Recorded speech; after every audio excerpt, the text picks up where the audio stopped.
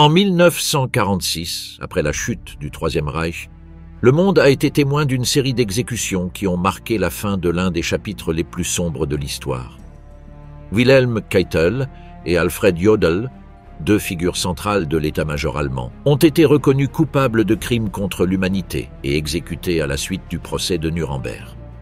Dostler fut le premier général allemand jugé et exécuté par l'armée américaine pour avoir ordonné l'exécution illégale de prisonniers de guerre alliés en Italie, établissant ainsi un précédent juridique pour le traitement des criminels de guerre. Johann Georg Richer, commandant en Biélorussie, fut condamné et pendu pour ses atrocités contre des civils et des prisonniers soviétiques. Ludwig Kübler fut fusillé en 1947 après avoir été reconnu coupable par un tribunal militaire yougoslave de crimes de guerre commis pendant l'occupation nazie des Balkans. L'exécution eut lieu près de Ljubljana, dans une zone utilisée par les autorités yougoslaves pour exécuter les condamnations à mort des criminels de guerre. Vêtu de son uniforme de prisonnier, Kübler fut conduit sous haute surveillance jusqu'au lieu désigné. Face au peloton d'exécution, on lui refusa un bandeau sur les yeux et, selon des témoignages contemporains, il conserva une attitude stoïque jusqu'au bout. Wilhelm Keitel, la chute de l'architecte militaire du Reich. Le matin du 4 février 1938, Adolf Hitler restructura la direction militaire du Reich suite à la crise Blomberg-Fritsch. Par décret, il créa le Oberkommando, der la Wehrmacht, OKW, organisation qui centraliserait toute la planification opérationnelle militaire sous son contrôle direct. À la tête de cette nouvelle structure, il nomma Wilhelm Keitel, jusqu'alors officier peu connu en dehors des cercles militaires, qui occupait le poste de chef de l'Office des Forces armées. Cette décision fit de Keitel le transmetteur officiel des directives militaires et politiques d'Hitler à l'ensemble de la Wehrmacht.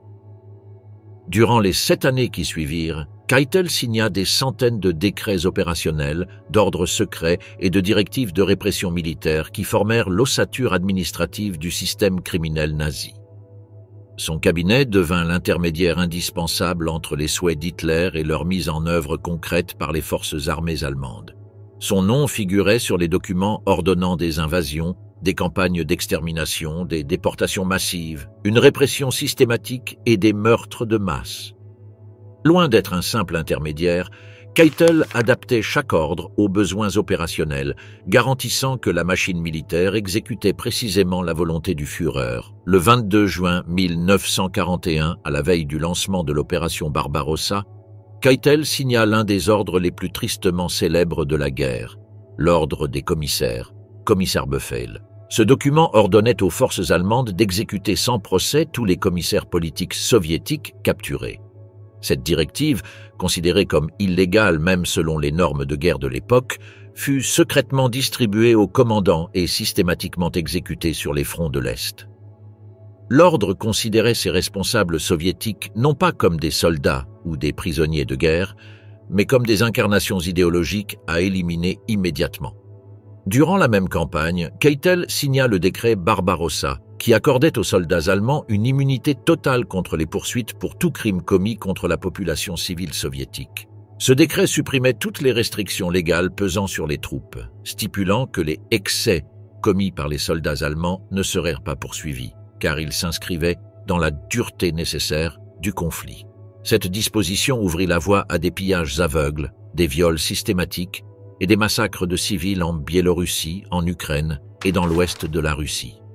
Le 7 décembre 1941, alors que l'attention mondiale était focalisée sur Pearl Harbor, Keitel signa la directive Nacht und Nebel, nuit et brouillard. Cet ordre secret stipulait que les personnes soupçonnées d'activités hostiles au Reich dans les territoires occidentaux occupés devaient être arrêtées sans laisser de traces. Les victimes étaient secrètement déportées vers des camps de concentration allemands, sans notification à leurs familles, ni enregistrement officiel. Leur destin était de rester dans nuit et brouillard, créant un effet de terreur psychologique chez les populations occupées qui voyaient leurs citoyens disparaître sans explication. Un autre ordre, signé par lui, publié le 16 septembre 1941, autorisait des représailles collectives disproportionnées dans tous les territoires sous contrôle allemand. Pour chaque soldat allemand tué par des partisans ou des résistants, entre 50 et 100 civils locaux choisis au hasard seraient exécutés. Cette politique de terrorisme calculé fut largement appliquée en Serbie, en Grèce, en France et dans les territoires soviétiques. Dans la ville serbe de Kragujevac, en octobre 1941, 2794 civils furent fusillés en représailles à la mort de seulement 10 soldats allemands, en application directe du décret signé par Keitel. En mai 1941, un autre ordre portant sa signature établit le décret sur la juridiction militaire dans la zone d'opération Barbarossa, qui exclut les soldats allemands de toute poursuite pour crimes commis contre des civils. Il autorise également l'exécution sommaire de éléments suspects, une catégorie délibérément ambiguë pouvant inclure tout, des paysans à toute personne considérée comme vaguement hostile. Ce décret transforme le front de l'Est en un espace de non-droit où la Wehrmacht opère en toute impunité. En réponse à la résistance croissante en France et dans les Balkans en 1942, Keitel signa des directives ordonnant aux unités d'occupation de recourir à des tactiques de terreur préventive. Celles-ci comprenaient des arrestations massives, des déportations de familles entières et des fusillades publiques à des fins de dissuasion. Cette approche répressive fut particulièrement sévère en Italie après l'armistice du 8 septembre 1943, lorsque des unités allemandes, sur ordre approuvé par Keitel, lancèrent des opérations punitives contre la population civile. Keitel joua également un rôle déterminant dans les décisions concernant les prises d'otages et les exécutions pour sabotage. Son cabinet rédigea méticuleusement des listes de représailles automatiquement appliquées après toute attaque contre des installations ou du personnel allemand. En France, ces décrets causèrent la mort de milliers de civils entre 1943 et 1944, transformant l'occupation en un régime de terreur systématique. Lorsque les Alliés libérèrent les premiers camps de concentration d'Allemagne de l'Ouest en 1945, ils trouvèrent des documents attestant d'ordres de transfert forcés signés par Keitel.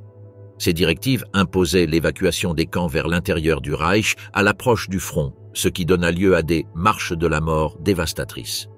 Bien que de nombreux ordres émanassent de Himmler et des SS, la coordination logistique et l'approbation militaire portèrent la marque de l'OKW et de la supervision de Keitel. Lors de l'échec du complot du 20 juillet 1944 visant à assassiner Hitler, Keitel joua un rôle central dans la répression qui s'ensuivit.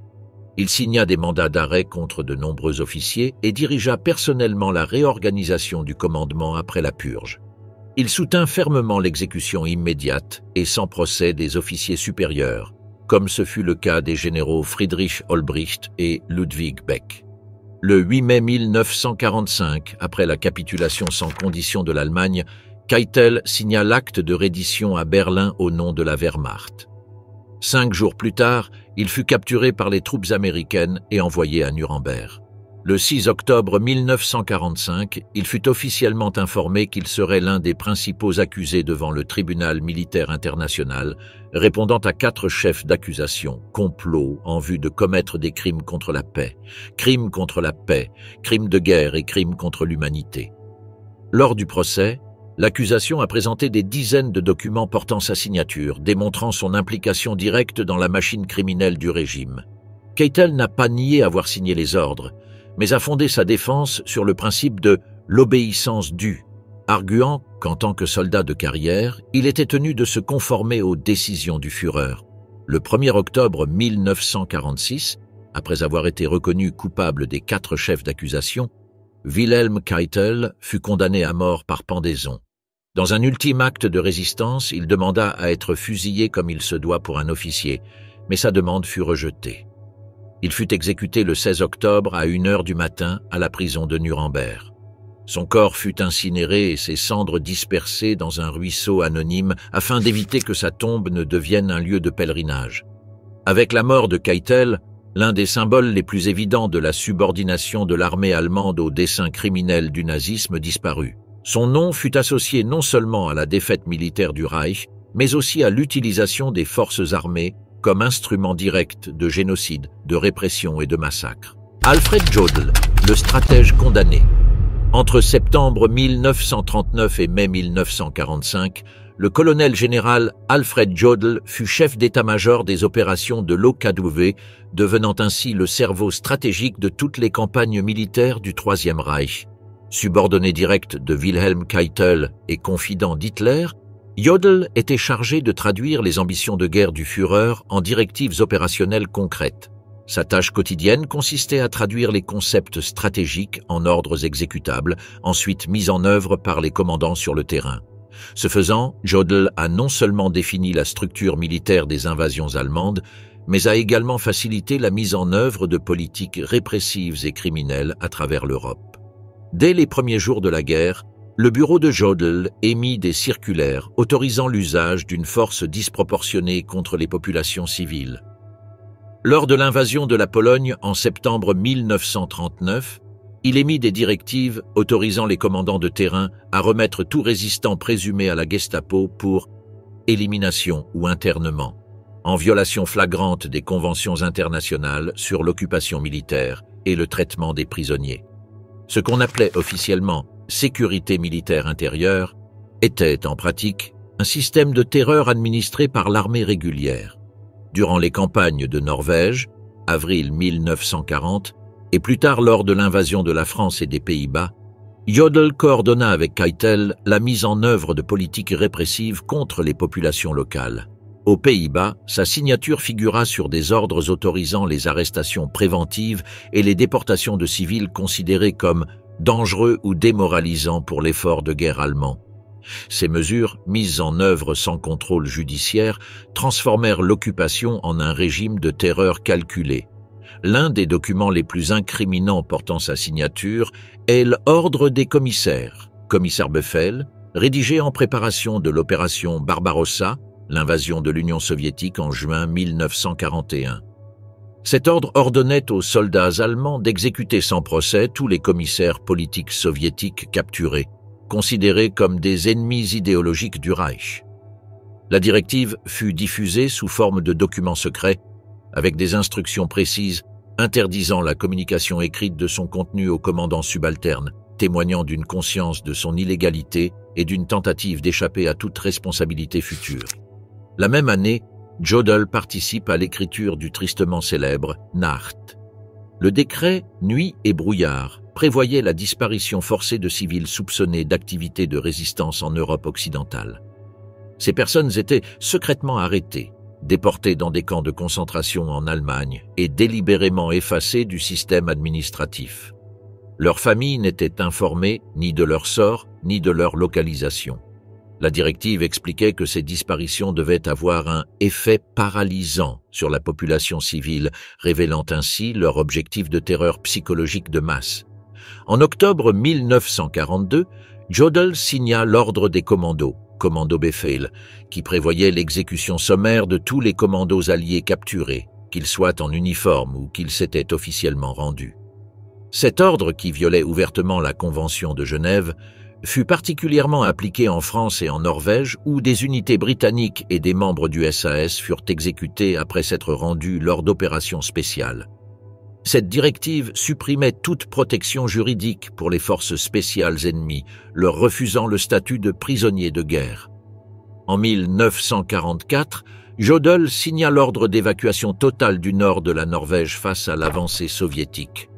Cette opération impliquait la destruction systématique de villages entiers, l'incendie massif d'habitations et la déportation forcée de quelques 50 000 civils norvégiens dans le cadre d'une politique de la terre brûlée. L'ordre, émis par l'OKW, précisait froidement que pas un seul toit de terre utilisable ne devait être laissé à l'ennemi, condamnant la population locale aux conditions extrêmes de l'hiver arctique. À la fin de la guerre, Jodl fut arrêté par les troupes américaines et envoyé à Nuremberg.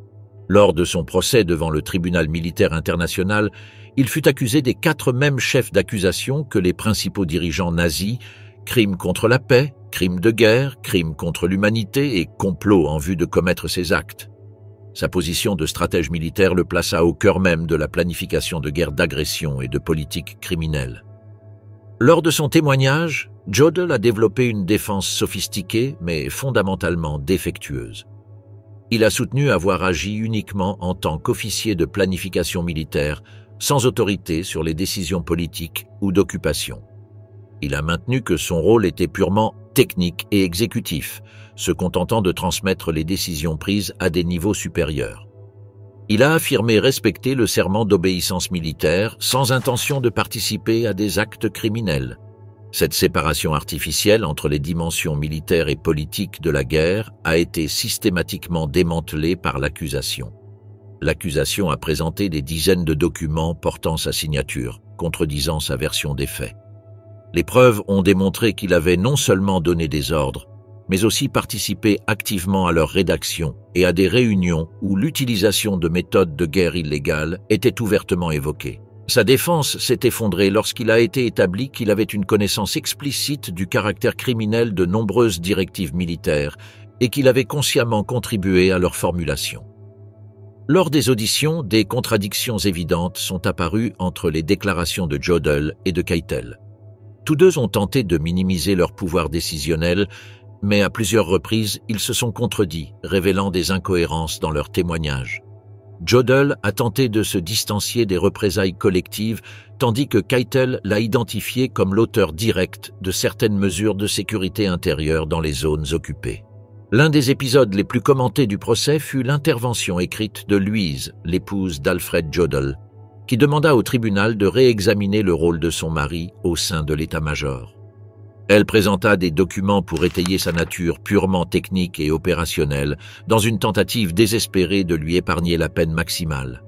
Après son exécution, Louise Jodl continua de militer activement pour la réhabilitation posthume de son mari, convaincue de l'injustice de la peine. Le 16 octobre 1946, Alfred Jodl fut exécuté à la prison de Nuremberg avec 10 autres condamnés. Il fut pendu vers 1h15 du matin. Selon des témoins oculaires, ses derniers mots furent « Je salutation dite, mes femmes, Deutschland. Je te salue, mon Allemagne éternelle. » Un ultime geste nationaliste qui reflétait sa conviction envers la cause allemande malgré tout. Son corps fut incinéré aux côtés de ceux de Keitel, Ribbentrop et d'autres hauts responsables nazis et ses cendres dispersées dans un affluent de l'Isar afin d'empêcher la création de lieux de mémoire. Anton Dostler, le précédent sanglant. Au petit matin du 22 mars 1944, 15 soldats américains du 2677e régiment spécial de l'OSS, Office of Strategic, les services de renseignement allemands, services, débarquèrent furtivement sur la côte d'Ameglia, près de La Spezia, dans le nord de l'Italie. Leur mission, baptisée Opération Genie 2, consistait à faire sauter un tunnel ferroviaire stratégique utilisé par la Wehrmacht pour approvisionner la ligne Gustav, le système défensif allemand bloquant l'avancée des Alliés dans le nord de l'Italie. Armés, en uniforme et portant une identification militaire complète, ces hommes représentaient l'avant-garde des opérations spéciales alliées en territoire occupé. 4 jours plus tard, le 26 mars, les 15 hommes étaient alignés devant une tranchée creusée à la hâte aux abords d'un petit village italien. Sans procès, sans procédure formelle, sans possibilité de se défendre, ils furent mitraillés par un peloton d'exécution allemand. L'ordre qui scellait leur sort portait la signature du général d'infanterie Anton Dostler, commandant du 75e corps d'armée allemand dans le secteur nord de l'Italie. Cette exécution violait de manière flagrante la Convention de Genève de 1929, qui stipulait clairement que tous les soldats capturés en uniforme et n'ayant commis aucun acte de guerre illégale devaient être traités comme des prisonniers de guerre. Les Américains remplissaient toutes les conditions. Ils portaient des uniformes réguliers, portaient une identification militaire officielle et opéraient sous les ordres directs du haut commandement allié. L'affaire suscita immédiatement l'indignation des forces alliées qui la documentèrent méticuleusement en vue de poursuites judiciaires ultérieures. Dostler fut capturé près du lac de Garde en juin 1945, quelques semaines après la capitulation allemande. Il fut transféré à la prison militaire d'Aversa et mis à la disposition du tribunal militaire allié en Italie, basé dans l'historique palais royal de Caserte. Le procès se déroula du 8 au 12 octobre 1945 et fut l'un des premiers procès pour crimes de guerre menés par les puissances alliées après le conflit. Cette affaire marquera un tournant dans l'interprétation juridique de la responsabilité pénale des officiers supérieurs de l'armée allemande, établissant des précédents juridiques qui poseront les bases des procès de Nuremberg ultérieurs. L'avocat de Dostler fonda sa stratégie sur l'argument de l'obéissance due, arguant que son client n'avait fait qu'obéir aux ordres du commandement suprême allemand, plus précisément à l'ordre de commando, Kommandobefehl, émis par Hitler le 18 octobre 1942. Cette directive ordonnait l'exécution sommaire de tous les commandos ennemis capturés, quel que soit leur uniforme ou leur statut de reddition. L'accusation a cependant présenté des preuves convaincantes montrant que Dostler avait personnellement approuvé l'exécution, même après qu'un de ses subordonnés, le colonel Almers, eût exprimé des doutes juridiques quant à l'ordre. Ce fait crucial démontrait que Dostler était conscient de l'illégalité potentielle de l'action, mais avait décidé de la poursuivre malgré tout. Le cas du lieutenant-colonel Alexander Zu est encore plus révélateur. Donna Schlobitten, l'adjoint de Dostler, refusa explicitement de signer l'ordre d'exécution, le considérant comme une violation du droit international.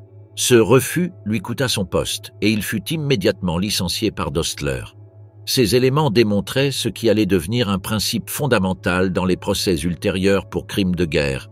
Dostler avait le droit réel de refuser d'obtempérer à l'ordre, et d'autres officiers sous son commandement avaient exercé ce droit, payant le prix de leur profession, mais démontrant qu'une résistance était possible.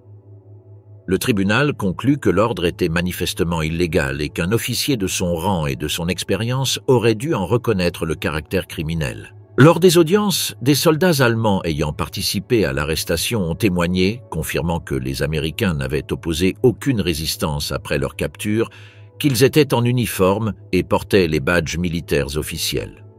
De plus, des rapports internes de l'OKW ont été présentés, démontrant qu'aucune urgence opérationnelle ne justifiait une exécution expéditive, écartant ainsi tout argument de nécessité militaire. Le tribunal déclara Dostler coupable le 12 octobre 1945. Il fut condamné à mort par peloton d'exécution, une méthode d'exécution considérée comme plus honorable que la pendaison réservée aux criminels de droit commun. L'exécution était prévue pour le 1er décembre 1945 au camp militaire d'Aversa, près de Naples, et l'ordre fut signé par le général américain Joseph T. McNarney, commandant en chef des forces alliées en Italie. L'exécution de Dostler présente une particularité historique. Elle a été minutieusement documentée. Le corps des transmissions de l'armée américaine a filmé l'ensemble du processus et pris des photographies détaillées, utilisées ultérieurement à des fins pédagogiques. Les images montrent le général conduit au lieu de l'exécution à l'aube, attaché à un poteau en bois, les yeux bandés, puis fusillé par un peloton d'exécution américain. Son corps est tombé instantanément, marquant la première exécution officielle d'un général allemand pour violation des lois de la guerre sous l'autorité alliée. Ces enregistrements avaient un objectif bien précis. Ils étaient utilisés dans le cadre de la formation juridique militaire alliée et lors des briefings précédant le début des procès de Nuremberg, afin de démontrer concrètement la nouvelle ère de responsabilité pénale qui s'ouvrait pour les officiers de l'Axe. Le message était sans équivoque. Le grade ne protégerait pas ceux qui avaient ordonné ou perpétré des crimes de guerre. Arrêt Dostler a été soigneusement étudié lors de la rédaction des principes de Nuremberg, en particulier du principe 4, qui établit que l'obéissance aux ordres d'un supérieur n'exonère pas de responsabilité pénale s'il existait un choix moral ou pratique. Ce principe est resté une pierre angulaire du droit pénal international moderne. La jurisprudence développée dans l'affaire Dostler a établi que la hiérarchie militaire ne peut être invoquée comme un bouclier pour des actes manifestement criminels. L'arrêt a considéré que, même dans les régimes totalitaires, les officiers supérieurs conservent leur pouvoir moral et juridique, et que le devoir de désobéir à des ordres manifestement illégaux prévaut sur la subordination militaire. Le procès et l'exécution furent largement couverts par la presse internationale. Le New York Times publia un éditorial intitulé « Plus d'excuses » le lendemain de l'exécution, saluant la décision d'appliquer sans compromis le droit international et qualifiant le procès d'acte de justice exemplaire. En Allemagne occupée, la nouvelle fut diffusée comme un avertissement direct aux officiers qui tentaient encore d'échapper à leurs responsabilités en prétendant obéir aux ordres. Johann Georg Richer, le bourreau partisan. En juillet 1942, alors que la Wehrmacht concentrait ses forces pour l'offensive vers le Caucase et Stalingrad, Le général Johann Georg Richer prit le commandement de la 286e division de sécurité, 286e Sicherungsdivision, sur le secteur central du front de l'Est. Cette unité, contrairement aux divisions de combat, n'était pas destinée à affronter directement les forces régulières soviétiques. Sa mission était bien plus ambitieuse, assurer le contrôle absolu des territoires conquis à l'arrière du groupe d'armées Centre, plus précisément au cœur de la Biélorussie occupée.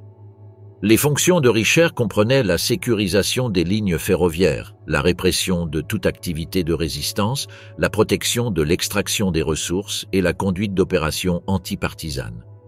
En pratique, ces fonctions se sont traduites par une campagne systématique de terreur, de répression et d'annihilation contre la population civile biélorusse jugée hostile ou soupçonnée de collaborer avec la résistance. Pendant 2 ans, entre 1942 et 1944, Richert dirigea personnellement des dizaines d'opérations appelées par euphémisme « Bandenbekämpfung », lutte contre les bandits, un terme qui masquait leur véritable nature, des campagnes d'extermination qui rasèrent des centaines de villages, des exécutions massives de civils et des déportations forcées vers des camps de travail.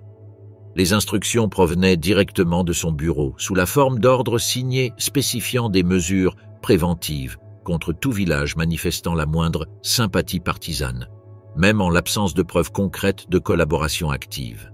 Les rapports opérationnels de la Wehrmacht, récupérés par les forces soviétiques après la libération de la Biélorussie, offrent des chiffres choquants. Sous le commandement de Richer, la 286e division a déclaré avoir éliminé plus de 23 000 personnes en seulement 6 mois en 1943. Ces statistiques macabres ont été présentées dans les rapports de guerre comme des succès antipartisans, bien que des documents internes de l'OKW et de la SS reconnaissaient que moins de 10% des victimes avaient un lien avéré avec des groupes de résistance. La grande majorité étaient de simples paysans, enseignants, médecins ou fonctionnaires locaux dont le seul crime avait été de vivre dans des zones considérées comme stratégiques. L'un des épisodes les plus brutaux sous son commandement eut lieu à l'été 1943 dans les régions de Lepel et d'Ouchatchi, au cœur de la Biélorussie. Les unités de Richer appliquèrent une politique de la terre brûlée avec une précision mécanique. Elles encerclèrent les villages à l'aube, forcèrent les habitants à abandonner leurs maisons, séparèrent méthodiquement hommes, femmes et enfants, et fusillèrent systématiquement les hommes adultes. Les maisons furent ensuite incendiées, et les survivants, principalement des femmes, des personnes âgées et des enfants, furent déportés dans des camps de travail ou simplement abandonnés sans abri au cœur d'un territoire ravagé par la guerre. Les rapports opérationnels de ces actions mentionnèrent la destruction d'éléments suspects comme objectif atteint, un euphémisme masquant l'élimination délibérée de civils sans défense. Une autre opération documentée sous son autorité eut lieu entre le 12 et le 16 mars 1944, lorsque Richer autorisa la déportation forcée de plus de 40 000 civils vers les camps de fortune d'Ozariki, situés dans une zone marécageuse du sud de la Biélorussie. Cette action, coordonnée avec les unités SS et l'Einsatzkommando 7B, créa un camp de concentration à ciel ouvert, dépourvu d'infrastructures de base. Les déportés, principalement des personnes âgées, des femmes et des enfants, furent abandonnés dans un terrain marécageux, sans abri, nourriture ni soins médicaux adéquats. Des documents signés par Richer révèlent l'intention explicite de isoler et d'éliminer les éléments inaptes, considérés comme un poids inutile pour l'économie de guerre. En moins de 2 semaines, plus de 9000 personnes moururent de dysenterie, de froid extrême ou de simple épuisement. L'avancée soviétique lors de l'opération Bagration en juin 1944 provoqua l'effondrement complet des lignes allemandes en Biélorussie. Richer se replia précipitamment vers l'ouest avec les restes de sa division, mais fut finalement capturé par l'armée rouge le 8 mai 1945, lors de la reddition des dernières formations allemandes sur le front de l'Est. Il fut immédiatement transféré à Minsk, capitale de la République soviétique de Biélorussie, où il fut placé en détention par le NKVD en attendant son procès. En janvier 1946, le gouvernement soviétique organisa à Minsk l'un des plus grands procès publics jamais organisés contre des criminels de guerre allemands, avec Richer comme personnage central. Au total, 19 officiers et sous-officiers de la Wehrmacht, le SD et la police du Reich furent poursuivis pour crimes contre la population civile biélorusse. Le procès, largement couvert par les actualités soviétiques et les correspondants de la presse internationale, devint un spectacle public d'une grande valeur propagandiste et juridique. Le procès s'ouvrit le 15 janvier 1946, présidé par un tribunal militaire soviétique doté d'une compétence spéciale pour les crimes de guerre. Les accusations portées contre Richer étaient précises et accablantes. Extermination systématique de civils, destruction de 459 villages biélorusses, déportation illégale de la population, torture et meurtre de prisonniers de guerre soviétiques, et participation directe à la création et à l'administration des camps d'extermination d'Ozarichi. Lors des audiences, l'accusation a présenté des documents originaux signés par Richer, ainsi que les témoignages poignants de plus de 200 survivants biélorusses. Parmi les plus choquants figurait celui de Maria. Bouzina, alors âgée de 12 ans, a raconté en détail comment sa mère et ses 2 frères ont été abattus sous ses yeux après avoir refusé de quitter leur domicile dans un village de la région de Vitebsk. Un autre témoin clé, Ivan Romanovitch, un instituteur rural, a décrit comment les unités sous le commandement de Richer ont exécuté 83 habitants de son village sur l'accusation infondée d'avoir caché un partisan blessé.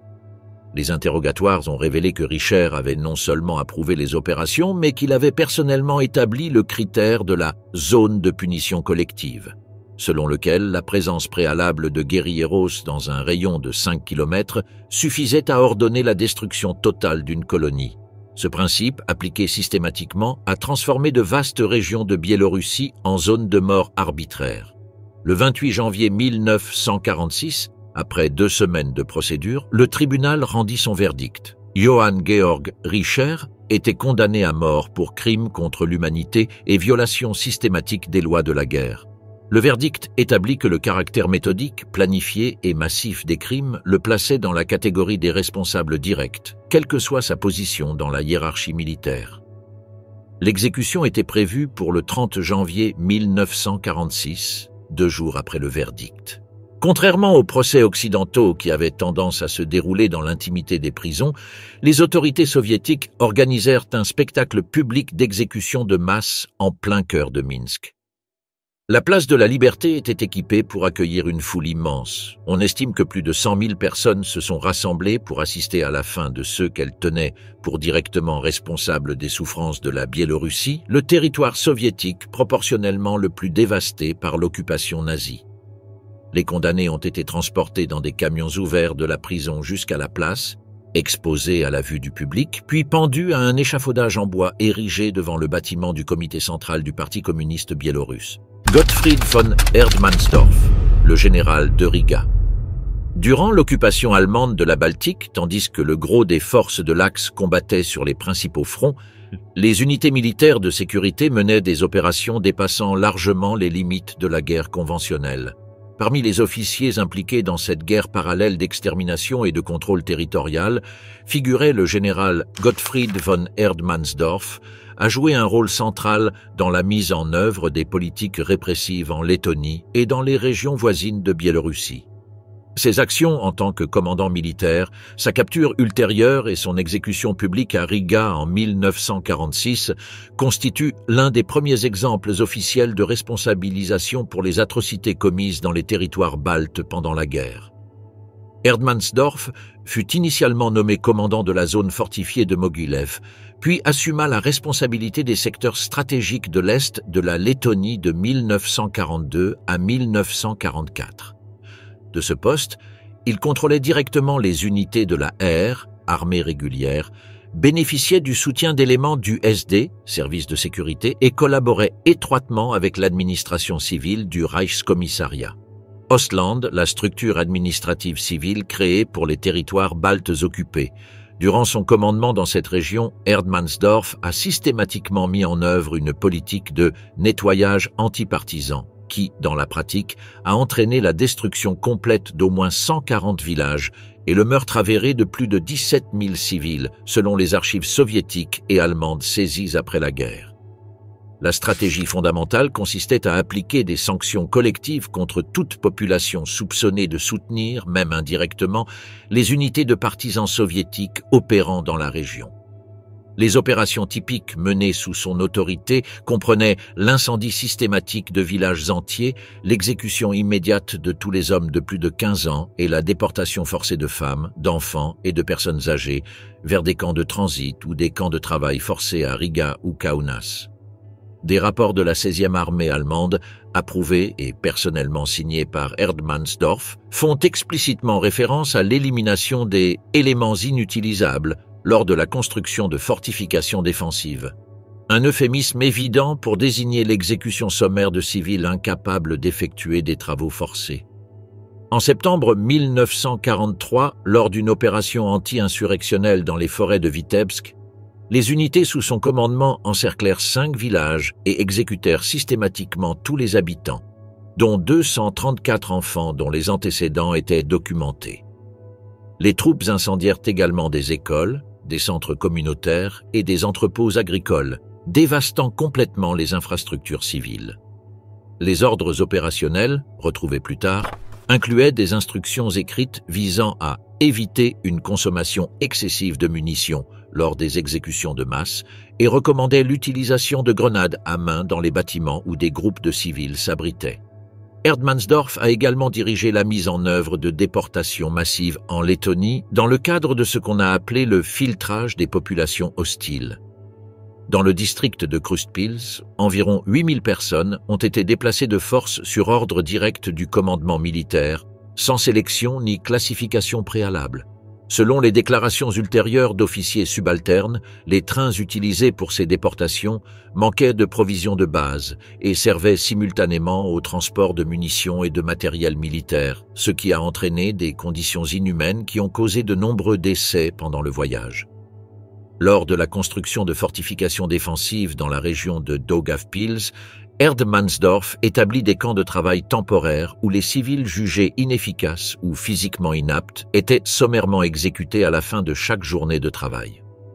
Les exécutions étaient effectuées selon des méthodes standardisées et les corps étaient enterrés dans des fosses communes dans les forêts voisines, dans le cadre d'opérations coordonnées avec des unités spécialisées du Sicherheitsdienst, le service de renseignement SS. Le 23 janvier 1946 s'ouvrit à Riga le procès militaire soviétique de Erdmannsdorf et de 13 autres officiers allemands capturés après la chute du Reich.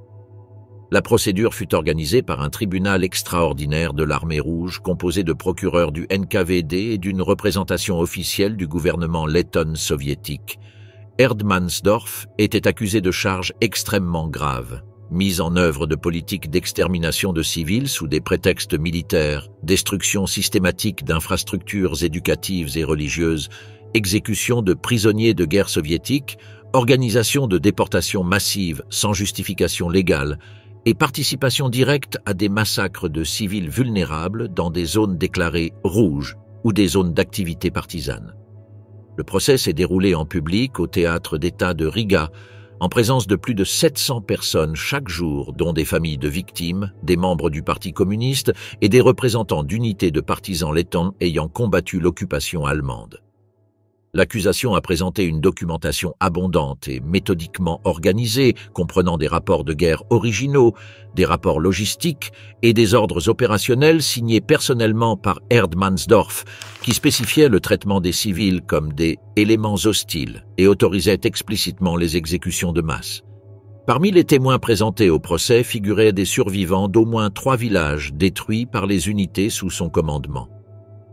Une femme, Eva Kalnina, a raconté en détail comment elle a été contrainte d'assister à l'exécution de son mari et de sa fille de 8 ans après avoir refusé de révéler des informations sur un groupe de partisans dont elle ignorait l'emplacement. Un autre témoin crucial, l'agriculteur Arvids Eglitis, a affirmé avoir vu les troupes allemandes enfermer 53 personnes, principalement des personnes âgées et des enfants, dans une grange, qu'ils ont ensuite incendiée après avoir jeté des grenades à l'intérieur.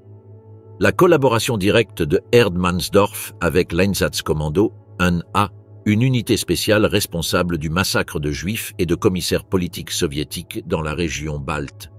Bien qu'il n'appartienne pas officiellement à la SS, il a été prouvé qu'il a fourni des ressources logistiques, des moyens de transport et du travail forcé pour les opérations d'extermination, établissant une coopération fluide entre les structures militaires régulières et les unités d'extermination. Le verdict fut rendu le 25 janvier 1946. Erdmannsdorf fut reconnu coupable de tous les chefs d'accusation et condamné à mort par pendaison. L'exécution, planifiée avec une précision militaire, eut lieu en public le 26 janvier 1946 sur la place de la Liberté à Riga, le lieu symbolique le plus important de la capitale lettonne. Les 14 officiers condamnés furent transportés sur place dans des camions ouverts et conduits sur un échafaudage en bois spécialement érigé devant le monument de la Liberté, symbole national lettonne. Selon les rapports soviétiques de l'époque, environ 30 000 personnes se sont rassemblées pour assister à l'acte. L'exécution, effectuée par des agents spécialisés du NKVD, a duré environ 2 heures. Conformément à la pratique soviétique en pareil cas, les corps sont restés exposés jusqu'à l'après-midi, en guise de démonstration publique de justice, avant d'être retirés sans cérémonie et enterrés dans des fosses communes anonymes à la périphérie de Riga. La présence massive de citoyens locaux n'était pas fortuite. Les autorités soviétiques avaient méticuleusement organisé l'événement, un acte de pédagogie politique et de justice exemplaire. Des bulletins imprimés contenant les noms des victimes et des transcriptions partielles du procès furent distribués et lus publiquement dans les usines, les écoles et les unités militaires. Nombre des participants étaient des proches des victimes assassinées pendant l'occupation, autorisés à assister aux exécutions depuis des zones spécialement désignées. L'événement fut partiellement filmé par des caméramans soviétiques, et les images ainsi obtenues furent intégrées à des documentaires et des actualités d'État diffusés pendant des décennies dans le cadre du récit officiel de la libération de l'URSS. L'exécution de masse fut décrite par la presse officielle comme la clôture définitive d'une époque d'horreur, présentant l'exécution comme un acte de justice historique plutôt qu'une simple punition individuelle. Eberhard Herf, représailles et exécutions de masse.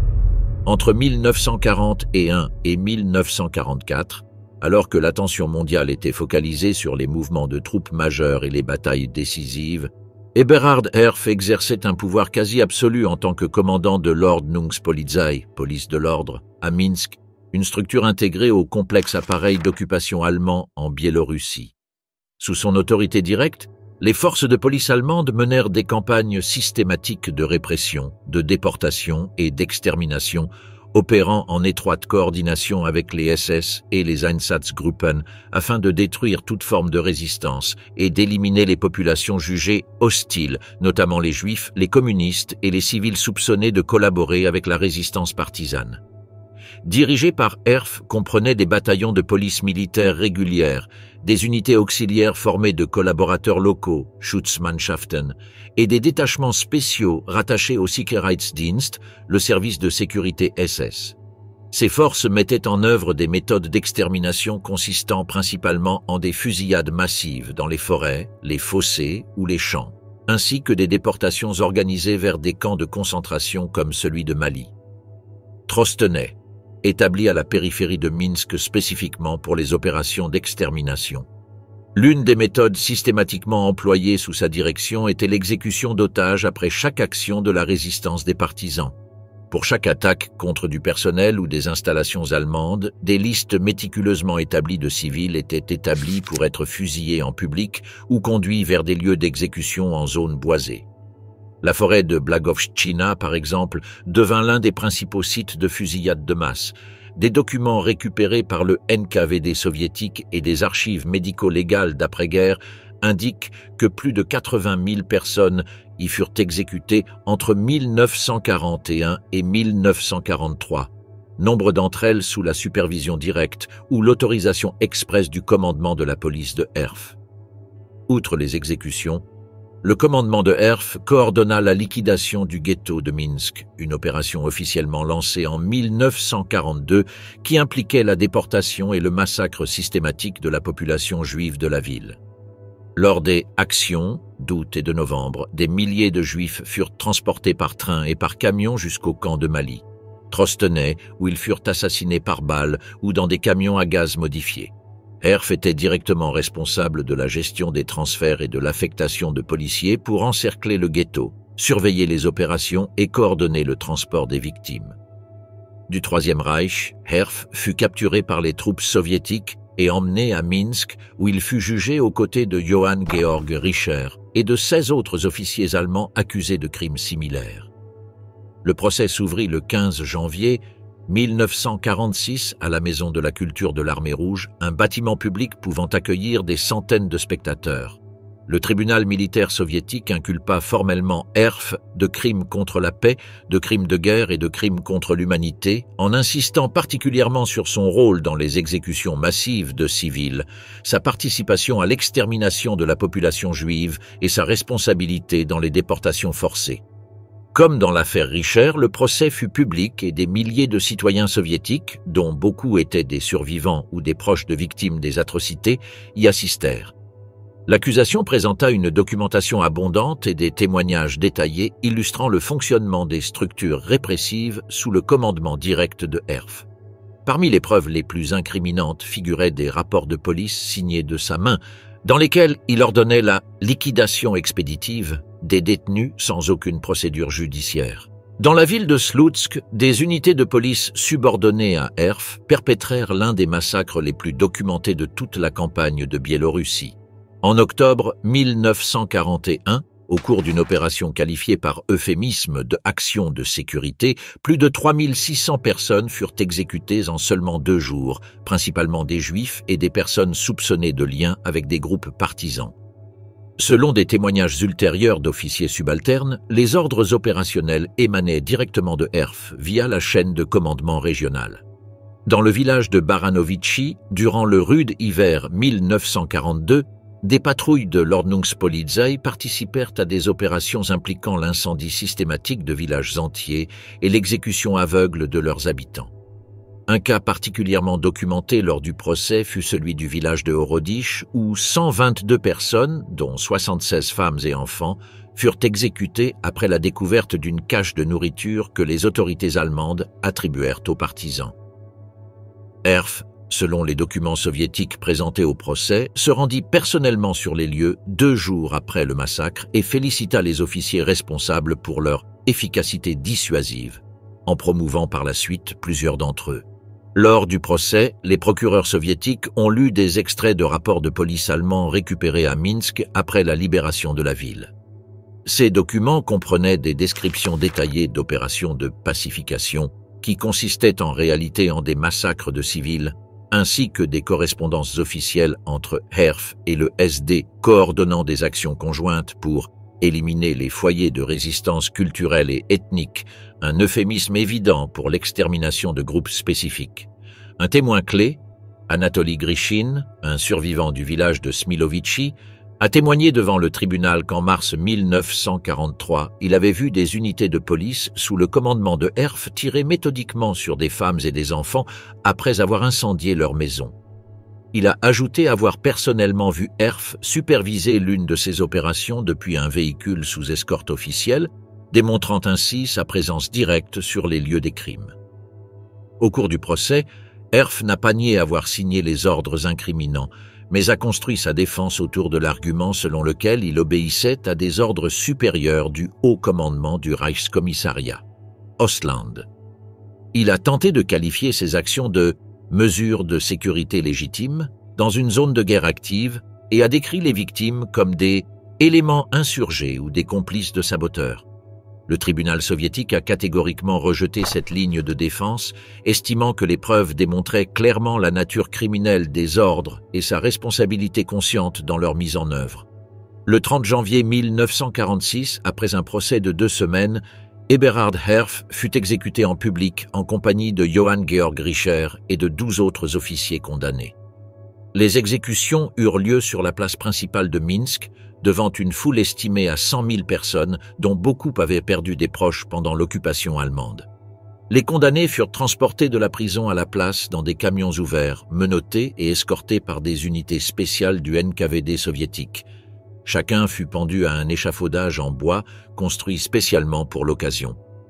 Conformément à la pratique soviétique pour ces exécutions publiques, les corps restèrent exposés pendant plusieurs heures, participant ainsi au rituel public de la justice et témoignant concrètement de la fin du régime nazi dans la région.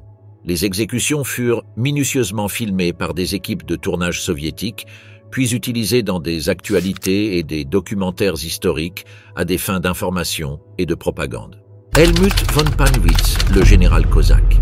Épisodes les moins connus mais juridiquement les plus complexes de la Seconde Guerre mondiale figure la collaboration des unités cosaques avec les forces armées allemandes et leur destin tragique après la capitulation du Reich. Au cœur de cette histoire se trouve le général Helmut von Pannwitz, officier de cavalerie de la Wehrmacht et commandant du 15e corps de cavalerie cosaque, une formation militaire composée de dizaines de milliers de Cosaques soviétiques exilés ou prisonniers qui combattirent aux côtés des Allemands contre l'Union soviétique. Sa capture, son procès et son exécution par les autorités soviétiques constituent un chapitre particulièrement controversé de l'histoire des représailles d'après-guerre. À partir de 1942, le haut commandement allemand, OKW, autorisa la création d'unités militaires composées de Cosaques capturés lors de l'invasion ou exilés après la révolution bolchevique. En 1943, Pannwitz reçut le commandement de la première division de cavalerie cosaque, initialement formée dans le Kouban occupé, région traditionnellement cosaque du sud de la Russie. Cette unité se développa rapidement, intégrant des contingents composés de descendants de Cosaques blancs, réfugiés en Yougoslavie, en Allemagne et en Pologne après la guerre civile russe qui voyaient dans l'invasion allemande une occasion de reconquérir leurs terres ancestrales. En 1944, cette division fut élargie pour devenir le 15e corps de cavalerie cosaque, une formation opérant sous le contrôle opérationnel de la Wehrmacht mais entretenant des liens étroits avec les SS, notamment vers la fin du conflit. Sa mission principale était de mener des opérations anti-partisans en Ukraine, en Biélorussie, puis dans les Balkans, ainsi que de contenir l'avancée de l'armée rouge en Europe du Sud-Est. Des rapports militaires de l'OKH, au commandement de l'armée, révèlent que des unités de Pannwitz participaient activement à des opérations de représailles contre les populations civiles en Croatie, en Slovénie et en Bosnie, régions où elles furent déployées durant la phase finale de la guerre. Des documents conservés dans les archives de Belgrade et de Moscou font état de nombreux massacres de partisans présumés, de pillages systématiques de villages et de destruction délibérée de récoltes directement imputées aux brigades cosaques placées sous son commandement. Ces unités acquièrent rapidement une réputation redoutable auprès de la population civile pour la brutalité de leurs méthodes et la discipline de fer imposée par Pannwitz, qui combinait les techniques traditionnelles de la cavalerie prussienne avec l'autonomie tactique propre aux formations cosaques. En mai 1945, alors que le Troisième Reich s'effondrait, le corps cosaque sous le commandement de Pannwitz se rendit volontairement aux forces britanniques en Autriche, plus précisément dans la région de Lienz. En tant qu'officier allemand, Pannwitz s'attendait à recevoir le traitement standard réservé aux prisonniers de guerre occidentaux. Cependant, la situation fut considérablement compliquée par les accords conclus lors de la conférence de Yalta entre Churchill, Roosevelt et Staline, qui stipulait le rapatriement obligatoire de tous les citoyens soviétiques et collaborateurs de l'Axe, quelle que soit leur nationalité ou leur situation personnelle. L'opération dite Kill Hall, organisée par l'armée britannique entre mai et juin 1945, consista en la reddition forcée de plus de 50 000 Cosaques et de leurs familles aux autorités soviétiques. Cette opération fut menée malgré le fait que nombre d'entre eux n'étaient pas officiellement citoyens soviétiques, étant nés en exil ou ayant quitté la Russie avant la création officielle de l'URSS. L'opération fut menée sans pitié, malgré les protestations de certains officiers britanniques présents sur le terrain et les multiples suicides collectifs parmi les Cosaques, qui préférèrent la mort au rapatriement forcé en Union soviétique, où l'exécution ou le goulag les attendait très certainement. Pannwitz, étant allemand et non citoyen soviétique, ne figurait initialement pas sur les listes de rapatriement obligatoires. Les autorités militaires britanniques lui proposèrent de rester en Autriche et de demander l'asile en tant qu'officier prisonnier de guerre, se soustrayant ainsi au sort de ses subordonnés. Selon des témoignages documentés d'officiers britanniques et de survivants cosaques, Pannwitz rejeta catégoriquement cette offre et exigea d'être livré avec ses hommes, déclarant « J'ai combattu à leur côté. Ce serait déshonorant de les abandonner maintenant. » Ce geste fut interprété par de nombreux membres de la communauté cosaque comme une extraordinaire démonstration de loyauté et d'honneur militaire, élevant Panwitz au rang de figure héroïque parmi ses troupes. Des documents du ministère britannique des Affaires étrangères, déclassifiés des décennies plus tard, dans les années 1980, confirment que cette décision fut officiellement communiquée au commandement britannique local et que Panwitz signa volontairement sa demande de rapatriement, tout en étant pleinement conscient des conséquences probables de ce choix. Une fois en territoire soviétique, Panwitz fut immédiatement transféré à Moscou, où il fut détenu dans la tristement célèbre prison de Lefortovo, l'un des centres de détention les plus redoutés de l'appareil de sécurité soviétique. Il y rencontra les principaux chefs militaires cosaques ayant collaboré avec l'Allemagne, dont Piotr Krasnov, ancien général tsariste et écrivain, Andrei Shkouro, commandant cosaque de la guerre civile, et Timofey Domanov, hetman des Cosaques du Don, et Sultan Kelech-Djiré, chef des unités caucasiennes. Tous furent jugés à huis clos par le tribunal militaire du Collège suprême de l'URSS, un organe spécialisé dans les affaires politiques hautement sensibles. Les débats se déroulèrent à huis clos entre le 15 et le 16 janvier 1947, sans observateurs internationaux ni presse étrangère, conformément aux protocoles judiciaires staliniens habituels pour les affaires jugées comme touchant à la sécurité nationale. Les accusations portées contre Panwitz étaient extrêmement graves. Haute trahison envers le peuple soviétique, collaboration active avec les envahisseurs nazis, commandement d'unités responsables du massacre de civils soviétiques et sabotage militaire au profit de l'armée rouge. Bien que Panwitz ne fut pas citoyen soviétique et ne puisse donc techniquement pas avoir commis de trahison envers l'URSS, le tribunal a estimé que son rôle de commandant du corps cosaque lors d'opérations contre des citoyens soviétiques justifiait l'application du tristement célèbre article 58-1 du Code pénal soviétique, relatif aux activités contre-révolutionnaires et à la trahison. L'accusation soviétique a présenté comme preuve des dossiers opérationnels détaillés du 15e corps cosaque, des témoignages de prisonniers soviétiques capturés puis libérés, ainsi que des documents militaires découverts en Autriche lors de la capitulation. Des listes d'exécutions de Yougoslavie, de Croatie et d'Ukraine portant les signatures d'officiers directement subordonnés à Panwitz ont été présentées comme preuve.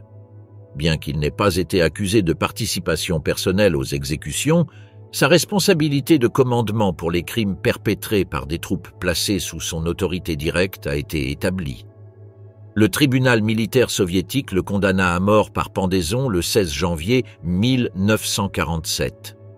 Le verdict, signé par le général Vassili Ulrich, président du tribunal militaire du Collège suprême et figure marquante des procès staliniens, a établi que l'accusé Helmut von Panwitz, en sa qualité de commandant des forces hostiles au peuple soviétique, a consciemment et systématiquement contribué à l'organisation et à l'exécution de crimes de guerre et d'actes de trahison, raison pour laquelle il doit être puni dans toute la mesure prévue par la loi soviétique. Outre Panwitz, 11 autres commandants cosaques furent condamnés et exécutés, pour la plupart des citoyens russes ayant quitté l'URSS après la révolution bolchevique. La sentence fut exécutée immédiatement, sans possibilité d'appel ni de contrôle judiciaire, conformément à la pratique judiciaire soviétique habituelle dans les affaires politiques de cette nature. L'exécution eut lieu le jour même de la condamnation à la prison de Lefortovo par pendaison, procédure standard en URSS pour les condamnations pour trahison ou collaboration avec l'ennemi. Le corps de Panwitz, comme celui des autres exécutés, fut enterré dans des fosses communes anonymes au cimetière Donskoï de Moscou, lieu habituel d'inhumation des prisonniers politiques à l'époque stalinienne. L'affaire ne fut pas relayée par la presse officielle soviétique et resta secrète pendant plus de 40 ans. Ce n'est qu'après la désintégration de l'Union soviétique et l'ouverture partielle d'archives jusque-là inaccessibles que les détails précis du procès et de l'exécution furent révélés grâce à des documents déclassifiés par le FSB, successeur du KGB soviétique. En 1996, sous la présidence de Boris Eltsine et dans le contexte d'un examen critique de la répression stalinienne, la famille de Panwitz a officiellement demandé sa réhabilitation posthume aux autorités russes. Le parquet militaire de Moscou a initialement approuvé la demande, arguant que la procédure initiale manquait de garanties juridiques fondamentales et que l'accusé, n'étant pas citoyen soviétique, ne pouvait être jugé pour trahison envers un État auquel il n'avait jamais appartenu. Cependant, cette décision a suscité une vive controverse en Russie, notamment parmi les anciens combattants et les organisations patriotiques. En 2001, la Cour militaire suprême de la Fédération de Russie a annulé la réhabilitation préliminaire, concluant que Panwitz avait été légalement condamné en tant que commandant de forces étrangères responsable de crimes de guerre avérés et que son exécution était conforme à la législation en vigueur au moment des faits, quelle que soit sa nationalité. Ludwig Kübler, le maréchal des Alpes sacrifié. Durant les dernières années de la Seconde Guerre mondiale, les Alpes juliennes et le nord de l'Italie devinrent l'un des théâtres d'affrontements les plus sanglants entre la résistance des partisans et les forces d'occupation de l'Axe. Dans ce contexte, le général allemand Ludwig Kübler, commandant du 25e corps d'armée de montagne, joua un rôle décisif dans la mise en œuvre de politiques anti-insurrectionnelles particulièrement brutales. Sa capture, son extradition vers la Yougoslavie et son exécution en 1947 constituent l'un des cas les plus significatifs de général de haut rang jugé directement par un État précédemment occupé. Après l'effondrement et la capitulation du Royaume d'Italie en septembre 1943, les troupes allemandes occupèrent rapidement les zones auparavant contrôlées par les Italiens en Slovénie et dans le nord de la Croatie. Cette région fut réorganisée administrativement sous le nom de Zone d'opération du littoral adriatique. Operationszone, Adriatic Küstenland, sous contrôle militaire allemand direct. Ludwig Kübler fut nommé commandant opérationnel de ce territoire stratégiquement crucial, assumant le commandement des unités de montagne et de sécurité déployées dans des zones clés telles que Trieste, Gorizia, Ljubljana et Rijeka. Sous son autorité directe, les forces allemandes mirent en œuvre des opérations systématiques de nettoyage antipartisan, caractérisées par une dureté exceptionnelle et une brutalité calculée. Kübler établit des directives opérationnelles précises. Toute trace de collaboration avec des unités partisanes, aussi minime soit-elle, devait être punie avec une extrême sévérité et des documents militaires récupérés ultérieurement par les services de renseignement alliés montrent que Kübler a personnellement signé des ordres autorisant des exécutions sommaires de civils, des destructions délibérées de biens et des représailles collectives disproportionnées sans aucune procédure judiciaire. Des rapports militaires de l'époque font état d'opérations répressives dans des régions comme la Haute-Carniole, où de nombreux villages furent évacués de force, leurs habitants déportés vers des camps de transit ou de travail forcé, et leurs maisons systématiquement incendiées au simple soupçon de sympathie pour la résistance. Dans de nombreux cas documentés, des rapports ultérieurs reconnaissent qu'aucune preuve tangible d'activité partisane n'a été trouvée dans ces localités. Mais des mesures de punition collective furent néanmoins appliquées à titre préventif de contrôle territorial. Entre octobre 1943 et avril 1945, les unités sous le commandement direct de Kübler menèrent plus de 200 opérations qualifiées de nettoyage dans la région alpine, selon les archives opérationnelles du groupe d'armée C. Ces actions suivaient un schéma répétitif. Les troupes encerclaient des villages entiers à l'aube, arrêtaient tous les hommes en âge de porter les armes, abattaient immédiatement ceux jugés suspects selon des critères arbitraires et transportèrent les autres vers des centres de détention ou des camps de travail. Les dossiers de la commission des crimes de guerre établis par le gouvernement provisoire yougoslave, utilisés ultérieurement comme preuves au procès, contiennent des témoignages détaillés sur des villages entiers anéantis en représailles à de précédents raids partisans. Un cas particulièrement bien documenté est celui du village de Dragozh où, en janvier 1944, une unité du 97e corps d'armée exécuta sommairement 41 civils et détruisit systématiquement le village entier. Les ordres initiaux, signés par la chaîne de commandement supervisée par Kübler, précisaient que ces mesures drastiques étaient nécessaires pour empêcher la propagation du cancer partisan dans la région. Au cours de ces opérations, les soldats allemands ont fréquemment utilisé des explosifs industriels pour détruire des infrastructures civiles, détruit délibérément des récoltes et établi des zones d'accès restreints qui ont fonctionné comme des zones de terrorisme contrôlées. Ces tactiques visaient non seulement à punir les populations suspectes, mais aussi à éliminer toute base logistique susceptible de soutenir des opérations de résistance au mépris des besoins vitaux de la population civile. À la fin de la guerre, Kübler fut capturé par les troupes américaines le 8 mai 1945 près d'Innsbruck, en Autriche.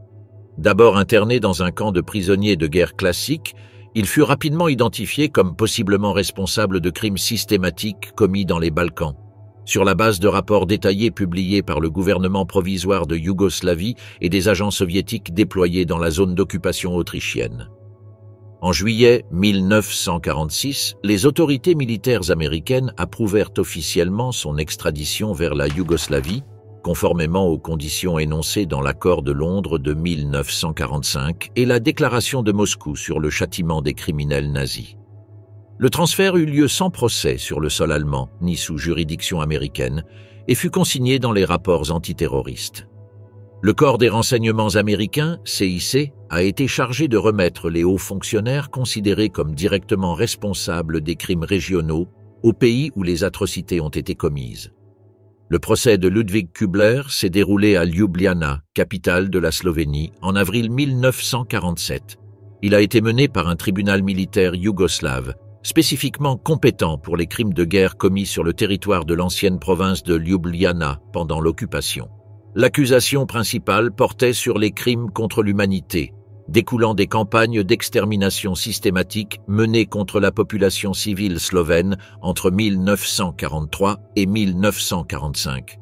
Lors des audiences, des ordres d'opération signés par Kübler, des cartes détaillées indiquant les zones d'évacuation totale et des documents de coordination entre son commandement et les services spéciaux de sécurité allemands, dont le SD et la Gestapo ont été présentés. L'accusation a démontré que, lors d'au moins 27 opérations dirigées ou autorisées par lui, entre novembre 1943 et septembre 1944, les troupes sous son commandement ont exécuté plus de 3000 civils non combattants, dont des personnes âgées, des femmes et des enfants. Kübler tenta de se défendre en niant avoir directement ordonné les massacres documentés, arguant qu'il agissait sur instruction générale du haut commandement du groupe d'armée C et de l'OKW et que son rôle était purement tactique et non stratégique. Cependant, des documents retrouvés dans les archives militaires de Trieste et de Ljubljana contredisaient catégoriquement cette version. Certains ordres, portant sa signature personnelle, utilisaient explicitement des termes tels que « annihilation totale » et « liquidation préventive des éléments hostiles », démontrant ainsi sa connaissance et son approbation des politiques d'extermination. L'aspect le plus choquant du procès fut le témoignage direct des survivants des villages dévastés. Une femme de 63 ans raconta avec une précision terrifiante comment son fils et 18 autres hommes de son village furent fusillés collectivement pour avoir refusé de fournir des informations sur un groupe de partisans dont ils ignoraient la localisation. Un autre témoin clé, un paysan de la région de Tolmin, présenta des documents contenant des listes détaillées de villages systématiquement évacués et détruits sous la supervision directe d'officiers allemands relevant de la hiérarchie de Kübler. Les preuves médico-légales présentées par les experts yougoslaves comprenaient des photographies de fosses communes, des analyses techniques de structures volontairement incendiées et des témoignages documentés de membres du Comité de libération nationale yougoslave qui avaient consigné méthodiquement les atrocités commises pendant l'occupation. Parmi les victimes recensées figuraient des femmes enceintes, des personnes âgées, handicapées et des enfants de moins de 10 ans, réfutant toute tentative de qualifier ces opérations d'action légitimes contre des combattants ennemis.